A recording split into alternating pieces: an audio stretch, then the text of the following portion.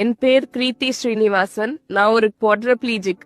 முதுகு தண்டுவடம் பாதிப்பு ஏற்பட்டு கழுத்துக்கு கீழே எனக்கு செயல்பாடு இல்லாம இருக்கு. நான் என்ன மாதிரி இருக்கிறவங்க கஷ்டப்படக்கூடாதுங்கிறதுக்காக சோல் ஃப்ரீன்னு ஒரு ஆர்கனைசேஷன் ஆரம்பிச்சு சோல் ஃப்ரீ இன்ஸ்பயர் சென்டர், ஒருங்கிணைந்த முதுகு தண்டுவடம் பாதிக்கப்பட்டோர் மறுவாழ்வு பயிற்சி மையம் நடத்தின்னு இருக்கேன். திருவண்ணாமலையில ஒரு 20,000 சதுரடியில.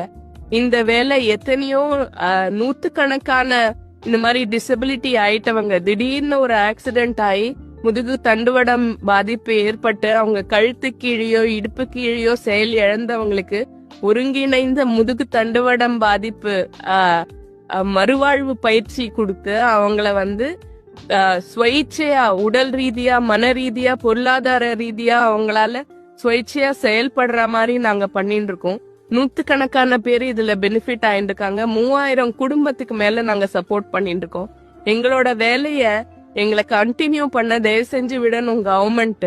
நாங்க கவர்மெண்ட் லீஸ்ட் லேண்ட்ல தான் இருக்கோம். இப்போ அந்த லீஸ எங்களுக்கு எக்ஸ்டென்ஷன் பண்ணி கொடுக்கணும்னு நான் வேண்டிக்கிறேன். இன்னைக்கு மாற்றுத்திறனாளிகள் தினம்.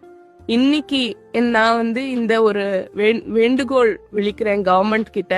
கண்டிப்பா கேட்டு நாங்க பண்றக்கூடிய அந்த வாழ்க்கையை மாத்தக்கூடிய டிரான்ஸ்ஃபர்மேட்டிவ் சர்வீஸ எங்களை கண்டினியூ பண்ண விடுவீங்கன்னு நான் தேங்க்யூ.